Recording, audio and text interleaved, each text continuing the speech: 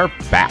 You're listening to You Would Think, the Philadelphia Flyers podcast. I'm your host, Kyle Collington, and joining me once again, it's the one and only Mr. Kevin Durso. How are you, buddy? I'm doing well. How are you?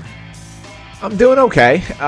It's a good show to be back. We're coming to the close of our summer schedule here. We are staying every other week through November, but we are getting back into hockey. We do have a preseason game to talk about, but unfortunately, I actually covered a live game last night. So it was you did, and I'll talk. There's something I do want to talk about with that game that really brings back that feeling of the norm a little bit. So I'll get into that with the game. And we are going to put a pin in that because unfortunately, as has been the case far too often in recent months with this team, we have superfluous stuff to talk about that has just completely dwarfed any on-ice product that we're going to see for the next couple of weeks, at least during the preseason. Mm-hmm. None of it matters because the big stories, Sean Couturier is likely to miss at least, I believe we're looking at 6 months, or at least half the season. There's talk that Ryan Ellis could miss the entire season, and given what happened last year, you can't help but think about his career. Mm-hmm. It's worth noting that Nolan Patrick may be retiring at some point too. It's not really super relevant for the current Flyers team, but I just wanted to mention it. Kevin, convince me that this isn't the Titanic here. Are we we're going down, right? Am I really surprised by any of this? I said back in, I don't know, was it May or June, before they even had a coach, that the idea of this constant, well, we're going to get Sean Couturier back. We hope to have Ryan Ellis back. We hope for this. Hope is not a plan. That's why hope's not a plan, because you get guys off significant injuries, and it doesn't take much for a guy to be out long term. It just doesn't. And that's what's happened here. And it's the two guys. Okay, listen, I'm not all that surprised. The only thing I'm really surprised about, and we'll get more into the Ellis injury probably at secondary, because I think the Couturier one is probably the bigger deal right now. The thing with the Ellis one is that we already knew he wasn't going to probably be ready to start the season on time. If nothing else, the biggest surprise with Ryan Ellis is how quickly they've already admitted he's expected to not play this season. Yeah. Rather than do last year, remember how last year it was, okay, listen, the thing happened in October. All right, it's going to take some time. He came back in weeks. He came back in November for a game, and then he was out again, and it was again and again. And I don't think they admitted he was out for the year until technically March. It was like the All-Star break. It was crazy. I think it was later than that. You're right, it was. We knew it, but yeah, you know what I mean? So the fact that they've already said that, that those words passed through the mouth of Chuck Fletcher and out to the public, is pretty substantial, to be honest, because they're not going, if nothing else, for all of the other things, if you want to sit there and complain about everything that they're trying to feed you with the media stuff, that's one thing that they didn't drag out, that they did not go into the season trying to sit there and tell you, well, give it a couple of weeks, we'll check up again and do this and that kind of thing. They're actually kind of doing that with the Couturier thing, which I get. Okay, we don't really know the significance yet. The idea is that it's probably very significant, but is that the most useless trade in NHL history? Think about how that trade panned out. Think about all the pieces involved. Nope, and I'll tell you why. Okay. Because everybody's looking for, because I saw it multiple times. It was a lose trade, right? Right. I saw it multiple times. It's not. There's a winner. Is it just Cody Glass? Is it Nashville? No. Well, it is Nashville, but it's not because of Cody Glass. So. Oh, is it because they got assets for Phil Myers? Yes, because they traded Phil Myers to get Ryan McDonough, who will be used this season, who will be in Nashville's top four. That is getting something. They've won the trade. That's fair. Vegas has a player who's not going to play this year. The Flyers have a player who's not going to play this year. Nashville's got a player who's definitely going to play this year and adds a veteran presence to that team. And by the way, since we've kind of touched on Nolan Patrick twice now, it is worth mentioning that there was apparently some speculation. This is from Elliot Friedman, 32 Thoughts. Apparently there was some speculation over the summer that Nolan Patrick was going to retire. And it was essentially kind of pointed out to him that he's got a contract and he can kind of get paid for a year and ride out the contract. But it seems at this point that there's a pretty decent likelihood that at the end of this contract, the end of this year, Nolan Patrick's hockey career will officially come to an end. And, given the fact that his age and it's injury related, it's sad to say, but Yeah, look. Do I feel bad for him? Absolutely, I do. You know, you don't want to see a player who it astounds me that we go. You know, this is basically his first season. He got drafted in the summer of 17 and started playing 17-18. Yep, he walked right in. Yeah, this is only what would it be? It would be his sixth season, I believe. No, it would be his fifth, I guess, because he missed an entire year. So I guess that doesn't count towards your line experience. But still, like, okay, so within 6 years though, his entire playing career could be like now he's going to miss a second full season, so he's still only going to have 4 under his belt. Like, crazy. It's just amazing how quickly everything went from clear-cut number 1 pick to nope, he wasn't the number 1 pick in his draft. After all, he was number 2. And he was supremely solid in the second half of his rookie year. Yeah, I would say so. Once he got his feet under him and figured out how to play at the professional level, he more than held his own as a bottom 6 center for the Flyers.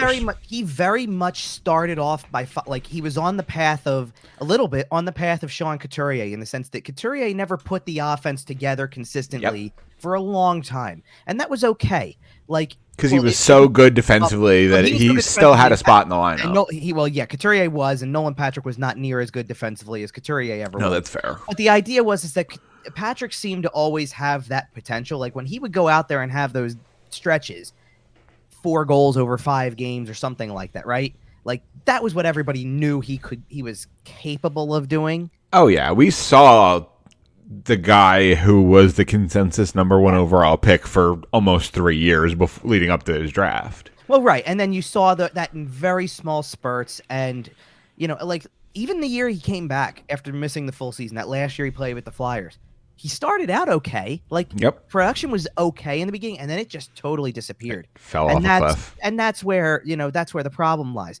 Do I feel like, that's why I say, do I feel bad for him from a human aspect? Absolutely, I do. This is a guy who only knows one thing, and he's been doing it his entire developmental years, and he's possibly going to be a retired NHL player at 24. Yeah. Now, I hope that he has, you know, been smart with his money, because he hasn't had as long of a career as a lot of guys have to make it.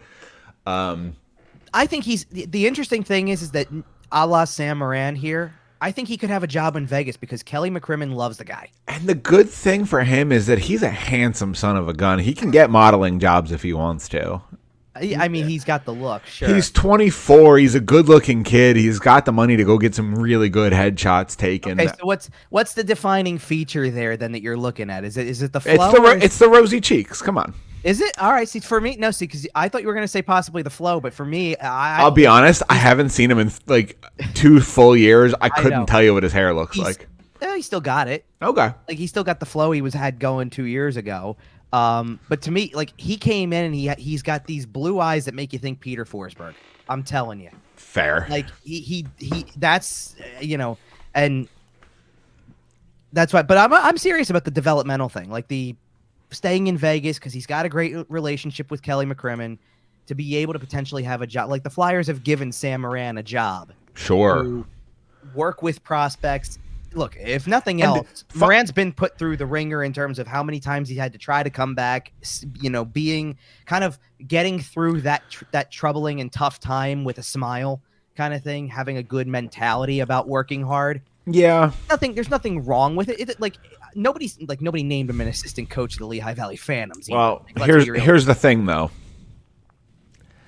I'm tired of this organization doing favors for but we kind of quite frankly fringe guys. Yeah, but it's Ian LePerriere. Like in a true top to bottom clean out, like he's gone. Probably, but quite frankly, and it's not going to happen. We both know it's not going to happen. But that's just the heart of the issue, right? Like we're talking about this injury issue, and we're talking about the fact that we don't know anything. And the fact that nothing's changed. There's been no improvement. There's been no... Oh, no, something has changed, because there's a bunch of new people. I know. But the more things change, the more they stay the same. And for some reason, I don't know what it is. You have access to some of the best doctors on planet Earth in the city of Philadelphia. People, I know. Doctors and people only wish they could get access. Right, like...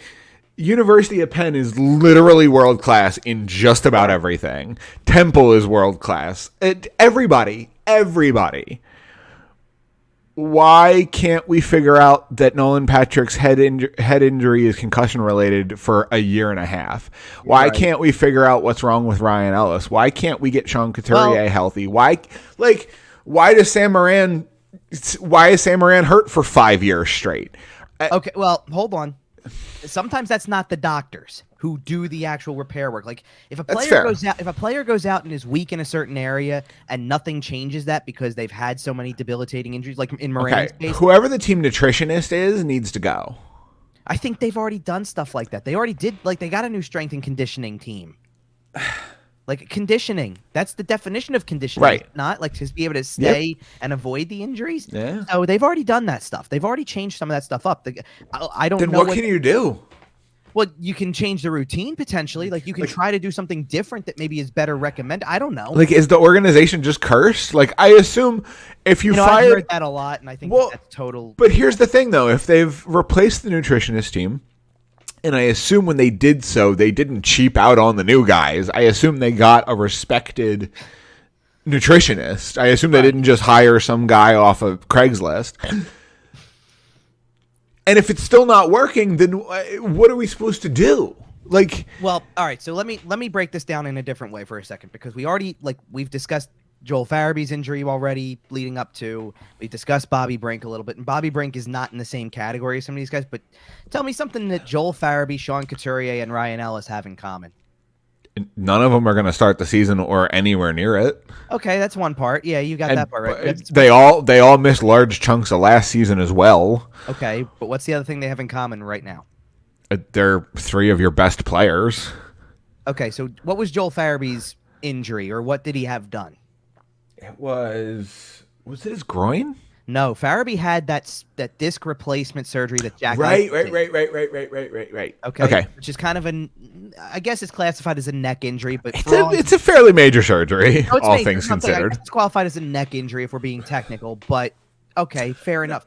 I'm surprised that wasn't bigger news, by the way. I guess. Yeah. Sean Couturier had a back surgery last season that ended his season, and now is supposedly going to be out again with another back injury. A bulging disc, I believe, is the rumor. I heard herniated disc, yes. Yeah, something with a disc in his back, and like he's 30, and by the way, the contract doesn't kick in. No, it is just kicking in now.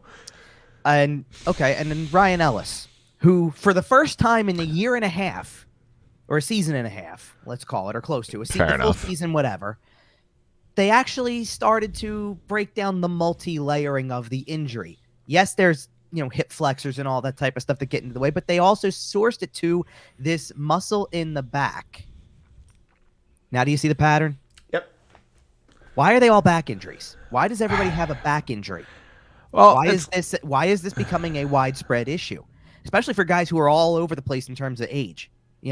Like Joel Farabee is not the same age as Sean Couturier, and yet Joel Farabee does something, and I believe it was Farabee who detailed what happened, because Farabee's actually skating, doing he could be back by the end of October potentially, honestly, if they bring him back at that early, if they choose to. He's non-contact right now, so he's week to week, but he's skating and doing everything else. He's going through the camp.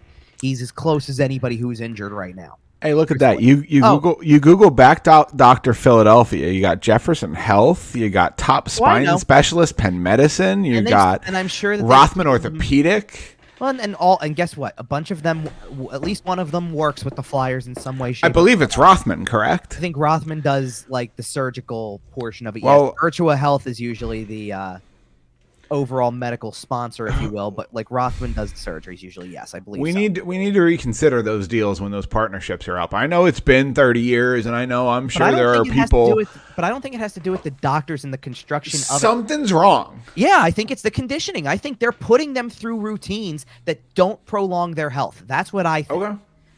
And and by the way, to add to the back injury thing, by the way, a guy who we didn't bring up at all because I guess he's so low on the totem pole, but Patrick Brown is out week to week too, kind of out of nowhere with a back injury. Yep. So where is this all coming from? Why is it 4 guys with a neck or back injury all happening in the same offseason? Something doesn't add up here. Yeah, there's something going on. They're not doing something. I mean? Something doesn't add up. And look, in the case of Ryan Ellis, because we were trying to go. Now I kind of got thrown off because I wanted to bring Patrick Brown into it. You had started to say something that triggered another response that I had that I think directly related to Ellis, and now I've totally it's gone. Like the thought process is just gone. So it's all right. We'll get back there someday. Leave a comment. Let us know what we were talking about. It's a lot. No, but like it's just in general. Like, I know where I was going with this. Okay, so in the case of Ryan Ellis, because you can't say anything about Farabee or Couturier or even Patrick Brown from one off season to the next because he played last year and it wasn't a back issue that ever kept him out of the lineup. He broke his thumb or finger at some point. Yeah, it was something stuff weird. like that, right? So it was never that. Okay. The thing with Ryan Ellis though is why was the Ryan? Because you already brought up the trade. So why was the Ryan Ellis trade Ellis to Philadelphia for Patrick and Myers? Why was it just that? I think now it's pretty obvious that the Predators sold damaged goods. You were buying off the clearance rack, but sold damaged goods, and that you didn't do your homework. Yep. Like, there's no way you're going to convince me now that the guy can only play 4 games in his career's over. Yeah, there's no way you can convince me he was 100% for those 4 games. Well, we know he wasn't. Right. Because whatever happened at the end of the preseason. So maybe a couple preseason games he was 100%. And he looked great in the preseason, to be fair. I'd argue he looked great in the first 2 games of the regular season. Yeah, he looked really good. He had 5 points in his 4 games. What was it? Not the first game, but they played Seattle in the second game of the season. He was great in that game. Okay, to be fair, everyone looked great that game. I understand. It was Seattle's 4th game, and the Flyers won 6-1. Yeah, but he had 3 points that night, I think, or something like that. Like he actually was like it's one thing to say everybody looked great, but okay, he played a good defensive game. No, he was the offense. Like he was all of a sudden, it was like, oh, maybe this guy's going to be the offensive point guy. Remember when Dave Haxtell came out to coach that game and had that big old mustache? Yeah, apparently he ditched that. I think so. I know, which was probably a good call on his part. All right. I can't help but believe that. Like, and we'll break down, like we already kind of broke down the Ellis injury, a little bit further, but I do want to talk more about Sean Couturier a little bit. Yeah. Because of the fact that we need to explain where the presumed information is coming from that is very believable, don't get me wrong. Right. Versus what the team is willing to say at the moment. Because when I retweeted this news, by the way, before I wrote a story on the report that was out, I referenced something from a year ago that turned out to be true that everybody believed was totally false. That was a bunch of people said was false and turned out to be true. So, as per usual, because it seems like Anthony Sanfilippo is all over stuff with this team. Yeah, he's been good at this for a long time, obviously, not just the last few years, but he's been good at this. So as long as whatever the basement looks like doesn't result in his source getting fired, he's going to have some fantastic stories as this team self-destructs. I'm sorry, please go ahead. Yeah, I'm trying to get to the spot where he actually put it out there because I want to make sure I get right when all this came out. Before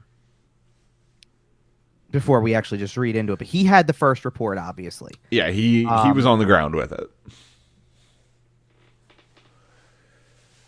because it was before. Let's put it this way: it was before training camp started, which is already concerning enough, right? Right. Like the last thing you ever want to hear is.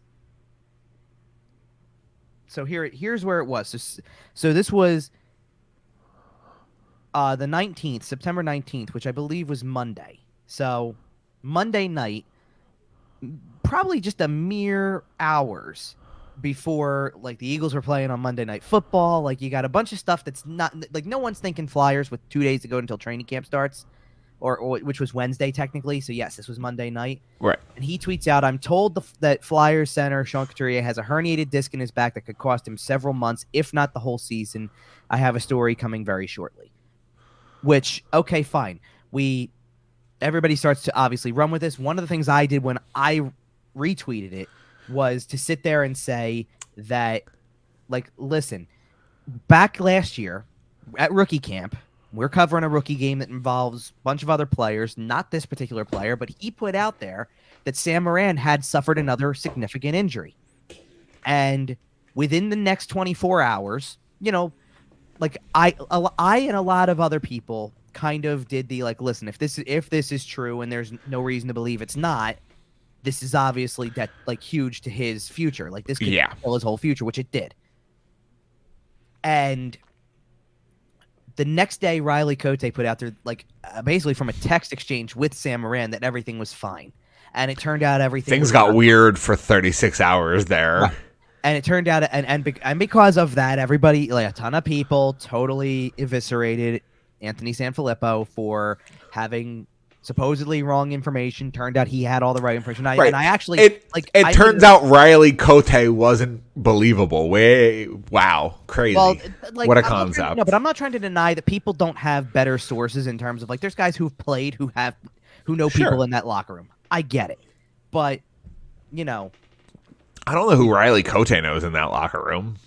Well, they get all those except guys. Maybe literally Sam Moran, and that's about it. No. They get a bunch of those guys for Nasty Knuckles and all that stuff. Oh, like that. Sure. So like you've got, I mean, Provrov's been on that, and before like because of Giroux, like. That's fair. You're right. They were wheeling in everybody they could get their hands on. They did all of them. Provorov did the show. Zach McEwen did the frickin' show. I mean, like you got, Wade Allison was just on it a little while ago. They're even down to like they've had Keith Jones on there like recently, and it's like, okay, listen, that's a broadcaster who knows a ton of people. Like you're right. That's you can send a couple of messages here and there and figure out some stuff. But I even when I retweeted even said, nothing confirmed by the team yet on severity. But Anthony is usually on point with this type of stuff, and I threw in parentheses. He also had Sam Moran's injury prior to last year's training camp first. Right. So, like, do I believe that this is going to be the case? Absolutely, I believe it's going to be the case. To this point, for about 3 days now, because, obviously, this just sat in limbo for a little while. Right. And the best that they could do on day one of training camp was sit there and tell us that Couturier is week to week and getting a second opinion. That's the best we got so far. And for 3 days since, John Tortorella has been asked at his press conferences any update on Sean Couturier because and for what it's worth, by the way, because this quote was met with like I had people tweeting at me like, is this for real or whatever? Because somebody like on day one of the questions Tortorella got asked was how big of a loss is Sean Couturier, and his answer kind of was, I don't know because I don't know what the team is yet. Right. And I understand how that in a vacuum sounds terrible. What he's trying to sit there and to listen to the whole clip of that answer, he goes on to talk about how, to me, nobody has a role. I don't know my top line center from my fourth line center yet because I'm going to put it together based on what I see. I'm not listening to other opinions. It's a clean slate with me, and everybody's got to build up their reputation. I don't care about draft pick. I don't care about stature. I don't care about any of it. And, right. He's going to put the best team on the ice. Right. Like, he didn't deny that Sean Couturier is not an important player. He never once denied that. But he's sitting here saying, is he a top-line center? I don't know if he's my top-line center because I'm going to put it together the way that I see fit. Kevin Hayes might be the top-line center. If he goes through an entire training camp and says, you know what? Like, and that could have been with Couturier healthy for all we know. Sure. Like to sit there and say, hey, listen, I like Kevin Hayes' play better than I like Sean Couturier's. That's where I'm putting him. And you can disagree with it all you want to, but this is how he's conducting training camp. Every single player in there has a clean slate. There's no, he knows that there's dirt to dig up from the past a little bit. He talks to people regularly, it sounds like, but there's, the whole thing about that. But he hasn't had an update, and basically because there's no update from this second opinion, they are not talking timelines when it comes to Couturier. My understanding of the injury, based on what Anthony put out there, is this, that it's probably at minimum a 12-week injury, which takes you to December. Right. Once you get past that, that's where the unknowns come in because it's recovery. Is there enough improvement to start a rehab? So when does he start skating? How long does he have to skate to get back into game shape? If he hasn't by then, like he could start skating after 10 weeks and everybody goes, okay, now he's working his way back and that's where it is. Right. We just don't know. The ultimate thing is going to be if somebody in this whole line of things told him, get surgery. Because if he gets a surgery, he's going to be done for most of the year.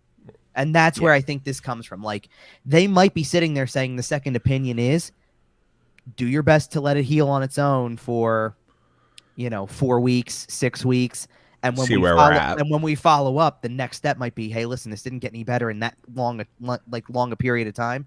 Now we got to do the surgery. And now, if that's the case, you're now in mid-November potentially to do a surgery like that. He's probably missing the rest of the year.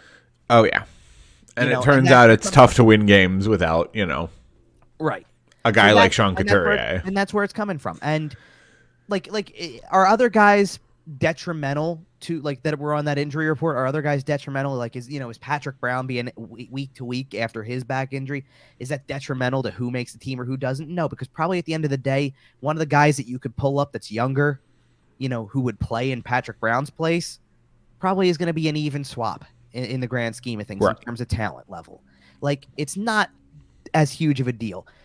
Joel Farabee might be week to week from here, but at least he's out there, he's skating. You see, like that was always the whole thing we talked about with Couturier, right? Like that, similar to Kevin Hayes, they were out there, they were skating again. Yeah, last season ended with a season-ending injury, but they're out there, they're doing their thing. Now that you know what happened to Couturier, and now that he may be not available, that changes the whole dynamic. Farabee, I feel a lot better about, obviously, because he's out there. You can see him out there, and you can see him trying to work through things. And I'll tell you, I watched him on Saturday at a practice. He's not 100% when he's shooting. You can tell. He's trying to work through it, and that's where they're working to build him back. Right. But whether that takes another month of practices or whether that takes 6 weeks or 8 weeks or whatever the case may be, it doesn't matter. We'll get to that when we get there. You have to start somewhere. At least he's on the ice skating around. His skating looks great. He looks fine skating. There's nothing wrong with that. It just looks like some of the other aspects, probably being able to take contact, which he's not cleared to do yet, and actually using, I guess, all of those muscles and all of that type of stuff where you're putting all of that pressure onto your back, onto your legs, onto your arms, that kind of thing. And that's where it goes. But, the Couturier one is a totally different story. And we have to keep in mind with Farabee that, he has to get into not only game shape, but John Tortorella game shape. And that's something we've talked about over the offseason. Right, which is why I think he's on the ice now, by the way. Right. Well, and we've seen Tortorella come in, and as camp has opened this week, we have seen that Tortorella system kind of start to work its way into camp, and things are intense. Well, because of the fact, we knew the injury thing, a little bit of discussion on Couturier's injury, the whole thing with Ellis being out for probably the entire season, to the point where Chuck Fletcher even said organizational malpractice, blah blah blah, the usual Flyers nonsense. To the point where Chuck Fletcher even said it'll be a bonus if he plays this year, kind of thing. Yeah, I get all that. That was the first day of on ice portions of training camp. They didn't use a single puck on the first day of training camp. All they did was skate. Welcome to John Tortorella training camp, ladies and gentlemen. Welcome to what a John Tortorella training camp is all about. Give me that scene from Miracle with the lights out. That is what it was. Again. I wasn't there on Thursday. I saw videos from some of my colleagues. I know Jordan Hall posts a lot. I don't recall. Usually Charlie posts a lot. Charlie O'Connor posts a lot, but I don't know if I saw some from him as much. There was a lot of videos going around. There was a lot of videos floating around, and ultimately, that is exactly what it felt like. Herb, the ring owner wants to go home. I mean, at least it was the morning, so nobody had to leave, to shut the whole building down or anything like that. But yes, it was very much, that kind of thing. And it's funny because, you know what? As the whole thing goes on, Tortorella's just standing there. Yep, you're just going to keep skating laps around me. He's standing at center ice. They're skating laps around him. They're doing suicide sprints from goal line to goal line. And that's what's going to be the ultimate test. Maybe, it's a little bit tough to say when we get into this first preseason game, because it was a lot of younger players. They played the minimum veteran amount that they had to, and it showed. And even down to that, it was still a look at guys, because I don't get into that with some of the other players on the training camp roster. Right. But when they get into, inevitably we're going to at some point here soon, maybe Tuesday, maybe Wednesday, get a playing roster that is, Scott Lawton's on the roster and Kevin Hayes is on the roster, and start to see some of the big boys, and Ivan Provorov and Travis Konechny and all that type of stuff, right? Travis Sanheim, yeah. And when we do, I want to see how they look from a conditioning standpoint. How are you doing in keeping, and whether you're playing against a team that is playing their veterans or not. Boston didn't play a veteran-heavy lineup either. The biggest names they had at forward in the Craig Smith. No, Craig Smith didn't play. Oh, I thought he did. Chris, Okay. No, you might be thinking of Chris Wagner who played. Maybe that's it. But they had Jake DeBrusk was playing and Nick Foligno played, and then defensively Jakub Zboril played, and that might have been. Did Brandon Carlo play? Nope. Okay. No Brandon Carlo. Goaltending wise, they brought let's put it this way: if goaltending you can meet the veteran requirement, with goaltending, if you can meet the veteran minimum with Keith Kincaid in net, then I guess that counts for something. But they didn't exactly send Linus Ullmark, right, to playing goal on the first preseason game for everybody. Well, and we expect that. Yeah, but you know what? If I'm not mistaken, if I saw correctly, Ottawa played a split squad the other day, and I think they split their goal. Talbot got one game to start, and interesting. Forsberg's the other one? Yeah, Anton Forsberg. So they both got half of one of the games, right? Which is an interesting way to do it. No, the Flyers didn't even do that, by the way. The Flyers don't know who their number 2 really is right now. Anyway. Right. So if nothing else, we saw the battle for number 2. Right. We actually saw the competition in front of us. Before we dive into that preseason game, did you have any other notes from the first couple days of Tortorella, or of Tortorella's first camp as a Flyers head coach? Yeah, actually, a couple of things, because of the fact that as we go into the preseason discussion a little bit here, I find Tortorella's tactics a little interesting for a coach compared to some of the other things we've seen. I think Alain Vigneault, when he had his first training camp, he was the first one I can remember who didn't coach a preseason game from the bench and sat upstairs to watch, and did it for one of the last games. But otherwise, I think had been coaching them for most of the preseason. Right. Tortorella does not even do that for the first. Tortorella already said he's not only is he not coaching the first 2 preseason games from the ice, he's watching upstairs because he feels like that's a better way to analyze the game and actually and I love this response, to be honest, because we all know how competitive he is. We see the fire from Tortorella every single time he's on. And he even said, if I'm on the bench for a preseason, even if it's a preseason game, I'm involved. I'm trying to win. So I'm not watching for the right things if I'm involved in the game. So I want to sit upstairs, watch it from the right perspective. He's basically watching live tape. Right. And he's trying to, but and I saw where he was. They have the management box in the corner, and there's a little tiny box that's kind of next to it, and that's where he was. I believe, if I'm not mistaken, I could see 2 of his assistants, or at least 2 of the 3. I believe Darryl Williams was sitting next to him, and I believe the other one I could noticeably see was Rocky Thompson. Right. But Brad Shaw was watching with him. Who's the other coach? And Lappy was on the bench. And Lappy was on the bench with his assistants. Correct. Right. So it was the Lehigh staff. And that is going to be the case on Tuesday night when they take on Buffalo as well. Okay. On Wednesday and next Saturday when they play Boston on the road to start a back-to-back on the road over the weekend, Tortorella will still not be on the bench. He's still going to watch from upstairs. He is going to send the other 3 assistants down to the bench to coach the game. So my guess is, and I believe that this is the case anyway, because Brad Shaw is an associate. So Shaw gets the first, Tortorella, this is Tortorella's right-hand man. It was in Columbus, and it is now. Right. Everything is, Shawzy and I got to talk about this. Shawzy and I were just discussing this.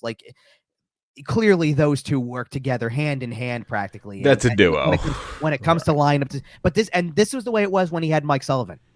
Just to be clear, when he had Mike Sullivan as an assistant, right? It was on an associate level. He wants essentially a peer who is the next in line as the head coach. Almost it's the bench coach in baseball thing. If I got thrown out, you're going to take over. So you're going to know everything. Right. The first mate's got to have a good hand. Sure. And look, I think Brad Shaw is a good coach to be on this staff because of the familiarity with Tortorella, because of what they did in Columbus from a defensive standpoint. That's Shaw's MO. You ready? Because this team is cursed. He has an NHL job within 18 months. Well, we'll see. Let's put it this way: if it could set up way, and then Tortorella flounders until he finds a new second. I think Tortorella's got other guys from previous staffs that he could bring in, to be honest. That's fair. To be honest, they didn't exactly go easy pickings here. Well, they did with Williams because Williams was already here. Right. In fairness, but they didn't exactly go easy pickings with some of the others. What? Because they could have left Mike Yeo available as an assistant for him or something. Boy. No, I'm just saying, like, because instead of doing like that would have been more obvious, I guess. So they went off the board and they, grabbed, it's Rocky Thompson. We got Lappy off the bench in Philadelphia. I'm thrilled. And here's the thing: just don't. I don't discount the fact that I know he's coaching at Lehigh Valley. I know people have opinions on him from being on the bench and stuff like that. Don't discount that team won't be decent. Okay. The AHL team. Right. I know that's not what people want to see, but don't discount that. They might have a lot of good players. Yeah, my problem with that, and I think this is something I've mentioned before, from an organizational standpoint, Yes. with certain people in certain positions, Okay. I'm concerned that Lappy is next for the head coaching job. Because that's how this team tends to work. Because I've watched John Stevens get put there. I've watched Bill Barber get put there. Can I tell you why I don't believe that to be the case? Okay. Because John Tortorella is in year number 1 of a 4-year contract. Right. And I would be shocked if first of all, they still owe. I'm not saying right now. I'm saying in 2 years. Oh, I know. When Tortorella's run his course. So hold on. So in 2.5 years, when they're finally done paying Alain Vigneault and they can, at best, maybe he'll take over in the interim. You're right. Maybe about that. If he's still here because of the fact that who's going to call the shots? Okay, while Chuck Fletcher's calling the shots on all that stuff as president of hockey ops, you've got a point. But if he's not calling the shots and somebody brand new comes in, that's fair. See. No, that's fair. But you, I feel like you understand my concern, given the track record this organization has shown me. Because I know it's the easy play. I get it. Is it the easy play? And maybe that's exactly what the problem is. And then we get to say, easy way out. And right? then we get to say, look what we did. We built this guy up. We made him a head coach. We molded him in our image. Go forth, son. Go forth and coach the team to a 9th place finish in the conference. That's the problem. I hear you. Listen, I'm not going to sit here and try to spin the whole organization as sunshine and rainbows. I didn't do that during the offseason, and I'm not going to do it now. No. But, if nothing else, this is the only guy in the entire organization that's got nothing against him, as far as I'm concerned. There should be no strikes against this guy yet. Fair. Absolutely none. He has come in and been forthcoming and honest. Right, and it's interesting to me that he is not going to coach the first 4 games of the preseason. He's only going to coach the last 2 from the bench, which by that point, I assume you're going Those are going to be your full roster. Close to. Yeah, close to it. I mean, they're going to finish the preseason with something like 5 or 6 days to narrow down the final roster. So they don't have to play the full roster per se, but it's going to be close. You're not going to convince me that by October 4th it's not close. You're going to have your top 6 and your top 4 set by then, and those 2, I think those are going to be pretty complete for those 2 final games. I would hope so. You'll see some mixing in the bottom 6 and maybe on the bottom pair just to see, if we're looking for final roster spot type stuff. I would hope so. I don't want to put anything past him. Maybe Tortorella's the type of guy who sits there and says, listen, I'm going to give, if nothing else, one big takeaway from Tortorella on day 1 of training camp was, I'm playing the kids. He did mention he'll play the kids. I think that at that point, depending on who, because I don't think they're going to that easily just waive people. Like, if you've got a guy who's, and I'm this is the first name I'm going to grab it that's more of a veteran that I'm grabbing out of thin air, but if, let's say Zach McEwen. If Zach McEwen is still on the roster, but you're not playing him because you're looking at other people and his spot's a little bit in question, right? I don't think you're putting him on waivers to send him to the minors on October 3rd. Fair. You're holding it off until that day when 60 players are on waivers, not 4. Yeah, because Zach McEwen's not getting claimed out of that bunch, more than likely. But he might. Well, he might get claimed out of a group of 4. Oh yeah, that's what I'm saying. Claimed out of a group of 60. Right. More than likely, especially for teams that really do have hard decisions to make and are going to try to slip guys through the cracks to the minors. No offense to Zach McEwen. He is a more talented athlete than I will ever be, and I acknowledge that. Same here. But he's not a good enough NHL player to justify to make any decent team. No, I got you. He's not Pat Maroon. He's just not. But that's the point I'm making. I think you're going to get to that stage of the preseason, and there's guys like that last preseason game. really should still be a pretty young group, honestly. Like, Okay. I don't, and let's be fair, okay? Because you even said you're going to know, let's call it your top 4, top 6 kind of deal, so to speak. Then, like, I don't want to see Ivan Provorov play the last preseason game. I don't want to see Kevin Hayes play the last preseason game. We already know they're making the team. Like, that's absurd stuff. Unless they're not healthy enough to play, we know they're going to be there. Over under 0.5 Kate's brothers making the NHL squad. Oh, so wait, you're setting the over under at 0.5? Yeah. Oh, it's definitely over. I just don't know if it's if you would have asked me the other way around, if you would have said over under 1.5, we would have had it. It's tough. Okay. Well, because if Patrick Brown's not going to be available, you've got a fourth line center role. And a guy who can go down without going through waivers, correct? In Noah Cates?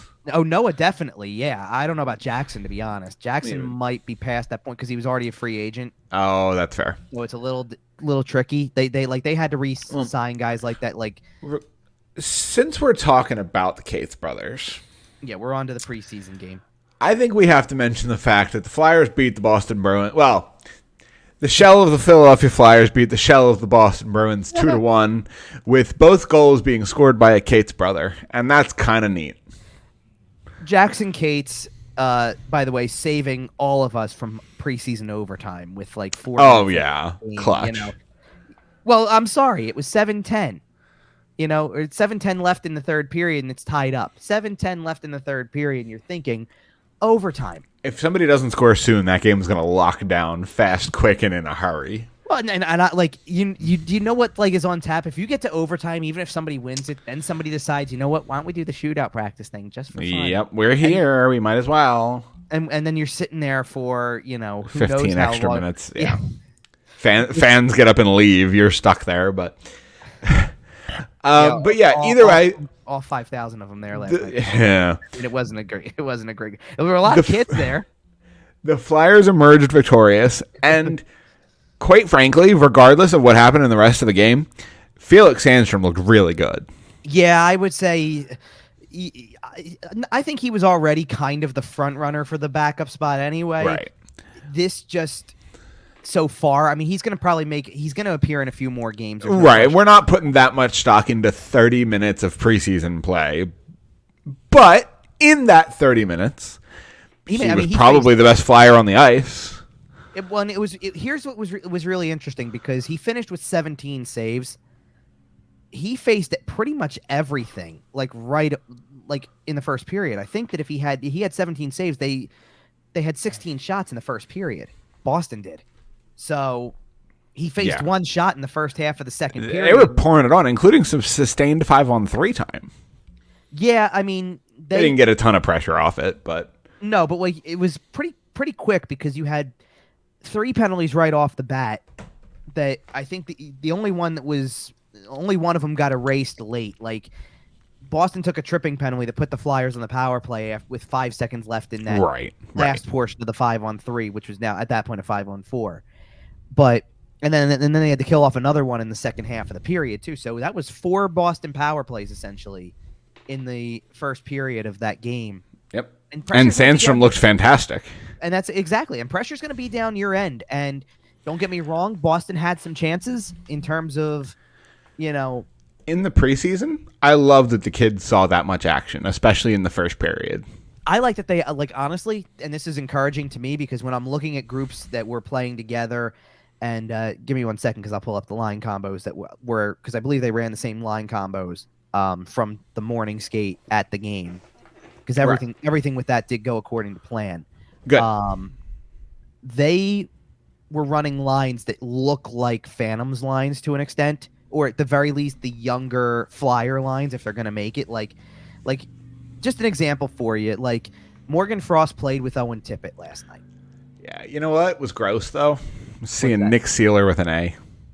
Well, I hear you. I get it. How about seeing 2 guys who are on PTOs wearing an A? Yeah. Okay. Listen. So PTOs, you brought it up here. Yes, I did. When camp opened, the Philadelphia Flyers were joined by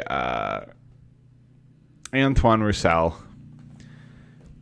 It was Artem Anisimov, right? Yes, Artem Yeah. Anisimov and Antoine Roussel. And man, I'm going to be completely honest with our audience here. If you've been listening for a while, you know that I usually work during a lot of these games, and I didn't get to see a whole lot of it. From what I saw, Artem Anisimov looked friggin' terrible. Quite frankly. He looked slow. He looked old. He looked like he was in second gear while everyone else was cruising in fourth. Well, and actually, hold on a second, because in fairness, first of all, one thing he did do that was noticeable anyway, he absolutely drilled a player in the second period, I believe it was. A guy came around. I don't know which defenseman it was for Boston. I don't remember. Like came around, kind of doing that, that wrap around the net, coming out, trying to build up speed to come out of the zone. Totally caught with his head down and just drilled him. Yeah. And that was probably his finest moment. He did in the second period block a shot off of his ankle that he left the ice for a little while, came back and finished the game, but as of Sunday was listed as day-to-day now.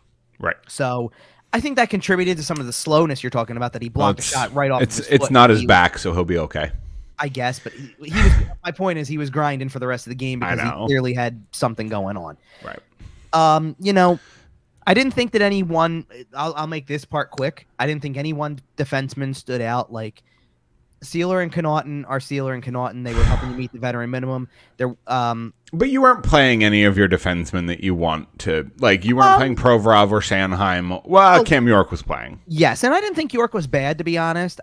They had a kid next to well, I guess he's not as much of a kid as I thought because he's 26, but they had a guy, Louis Belpedio, who was playing. Tells you all you need to know. Who's apparently he has 4 NHL games to his total, by the way, so far to his name. So good for Louis. You'll never guess where he came from, by the way, or you'll never guess who drafted him. The New York Islanders. No, I don't know. Come on. Was it the Flyers? No, you know who. If it wasn't a Flyer draft pick, and it's Chuck Fletcher's team. Oh, so Minnesota drafted him. Yes. Got it.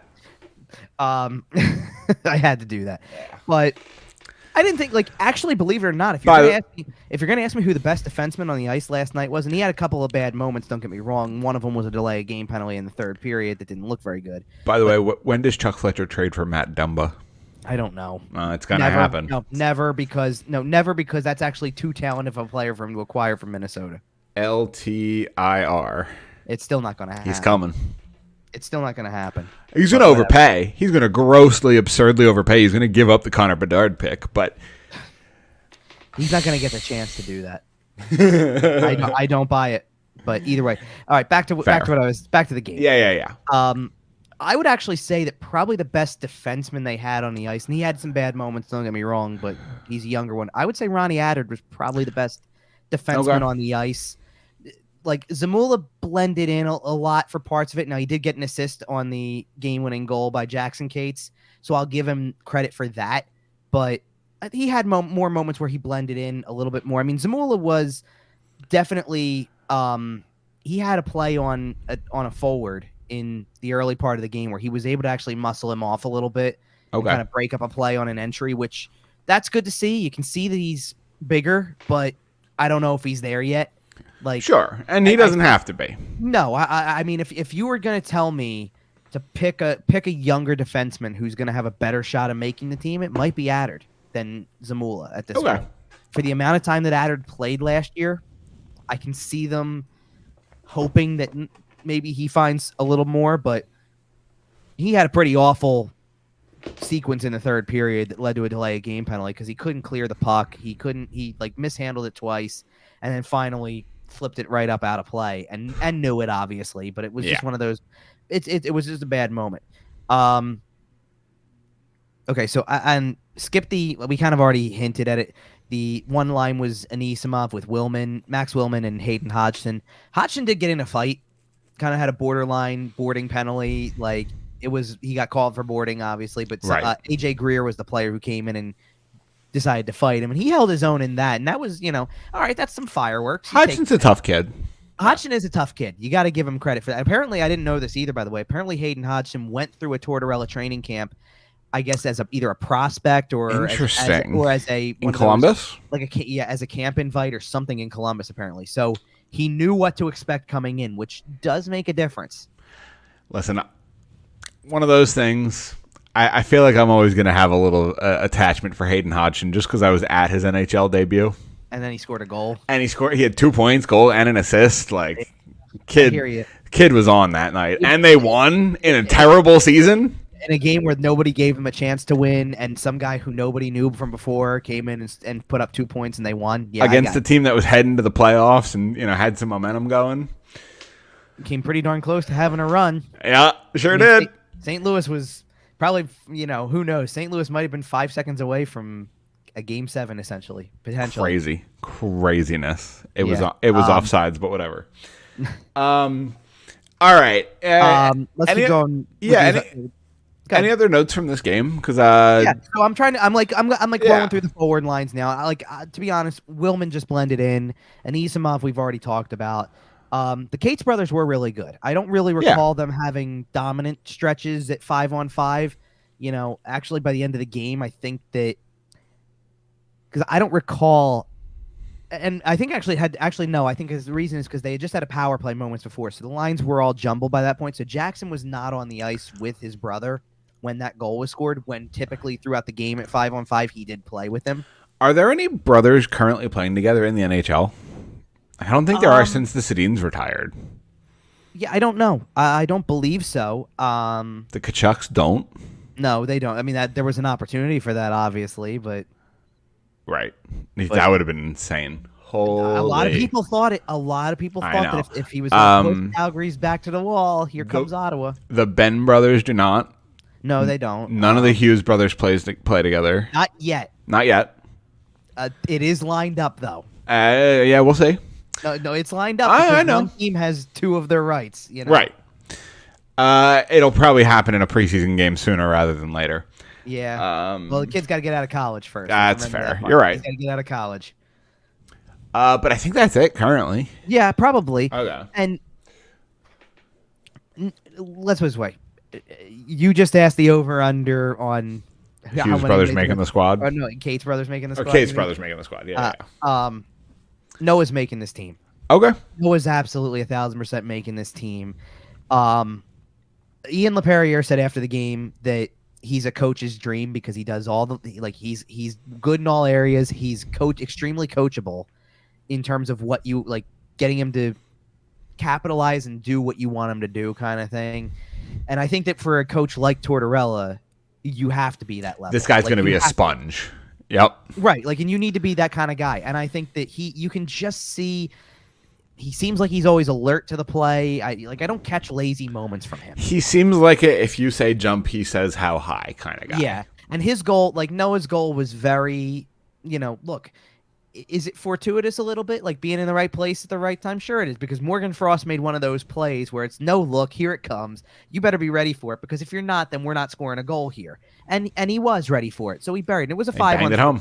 And it's a 5-on-3, so okay, in a 5-on-3, does Frost have a little bit more room to be creative like that? They don't ask how, they ask how many. No, I know, but that's what I'm saying. In a 5-on-3, does Frost have a little more room to play like that? Sure he does. And absolutely. That's, if Morgan Frost can give you more of that consistently, then sure. You know what his best play of the game was? He iced the puck with 16 seconds left in the game, and then blocked a shot with 5 seconds left. Yep. And by that point, the backup in the backup competition, I guess, right, however you want to look at it, was in goal. Troy Grosenick. Yeah. Came right out to the didn't even stay in the crease to take let's do the end of game congrats stuff. Right. Came right out to him and was patting him on the back, kid.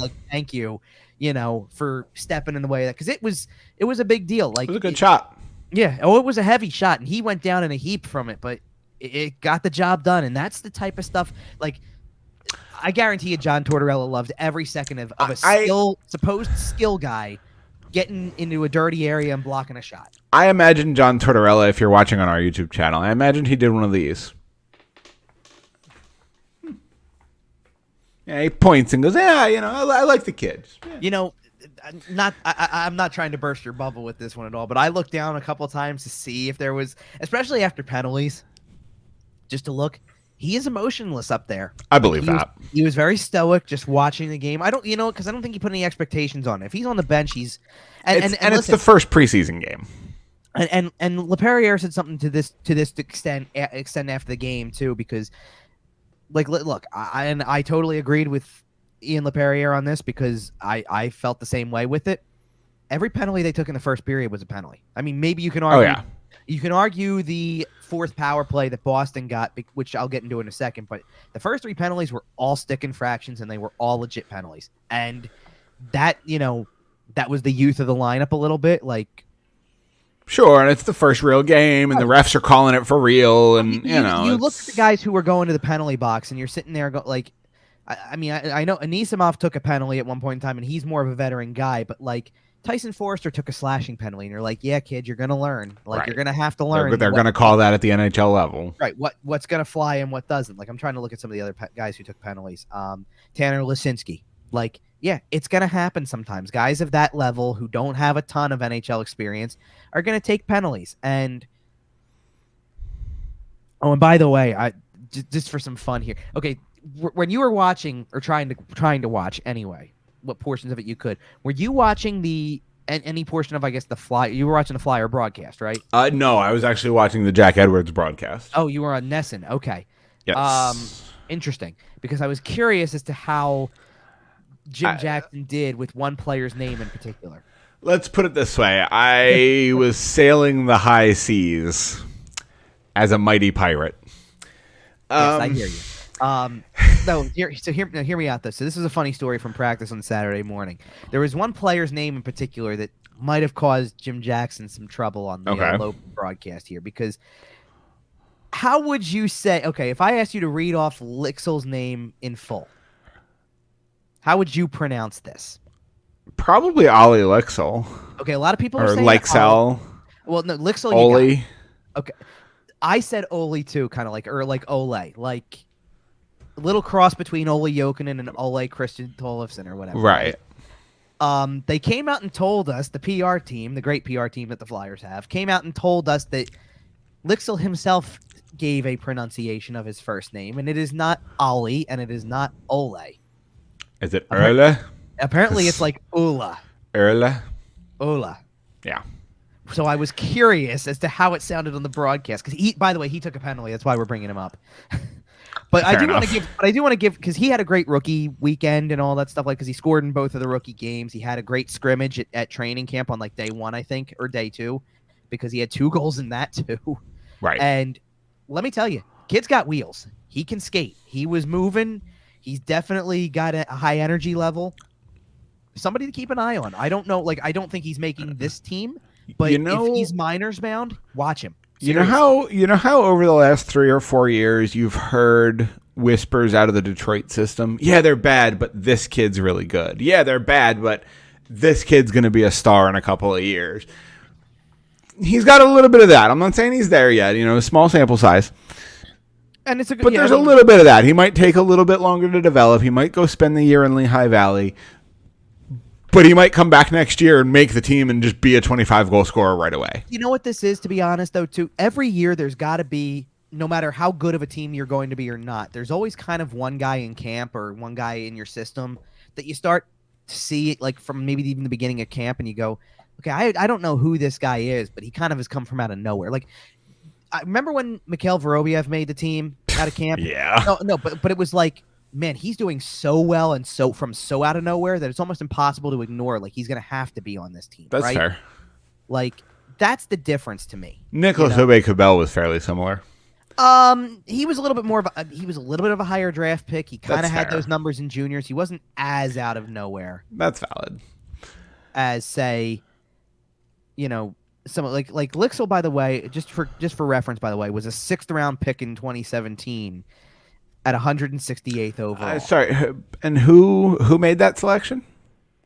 That would still be a Ron Hextall selection. Oh, okay. I'm just checking. So anyway, for context, last year he played in I guess, so he was loaned, but he played at he played at the highest Swedish hockey level, and in 47 games had 14 goals and 34 points. Okay. When you're playing with men. Right. Well, and when you're playing in Europe, that's pretty darn good. Yep. Like European hockey is not 35 goals and 100 points. Let's remember that, right? For what it's worth, because you added the playing with men thing. He's 23, but he's an undersized kind of guy because he's only 5'11".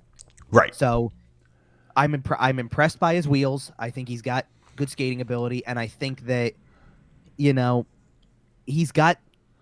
I'm seeing one of the things on his scouting report is about creativity. I see it. I can see it. Like, I just need to, and I think that if he goes to the minors and he's playing at a high enough level, like with minor league level guys, maybe he's the type of guy who goes to the AHL and puts up 20 goals and 50 points in his first AHL season, because he's got the chops for it when he's played at that highest level of Swedish hockey for a long time now. Like, he's been kind of bounced around from Swedish team to Swedish team a little bit, but he's had 2 years and 9 goals, then the 14 last season. Like, he's going to be a fun guy to watch.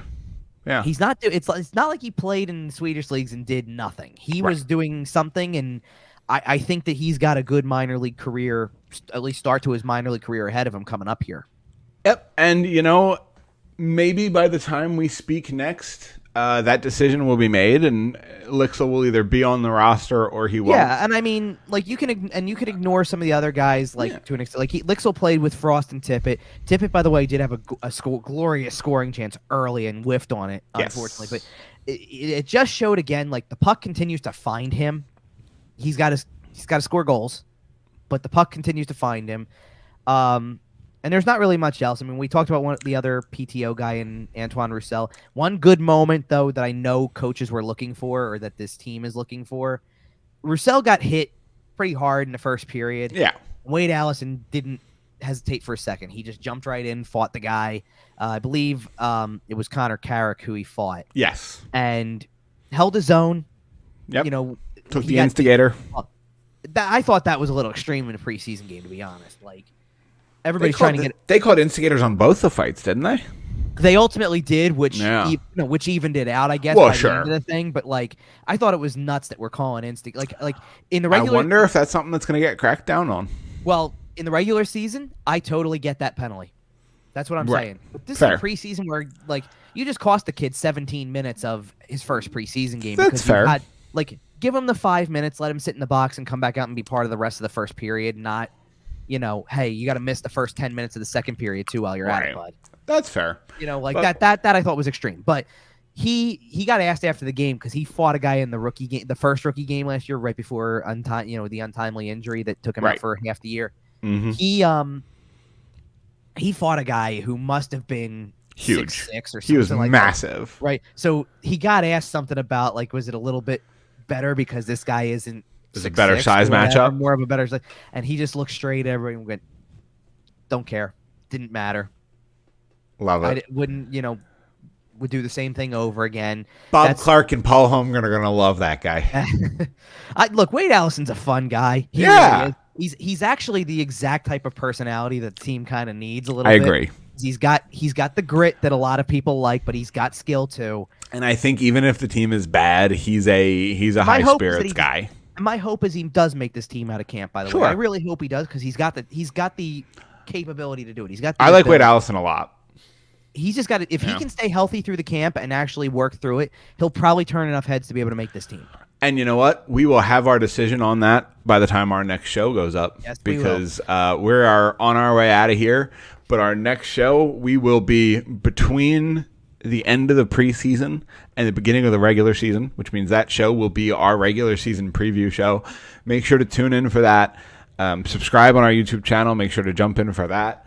So I will say, by the way, to put a bow on the last night and all that type of stuff, one thing that was fun, well, it's particularly fun for me, but this is why I can share more stuff on here and all that type of stuff.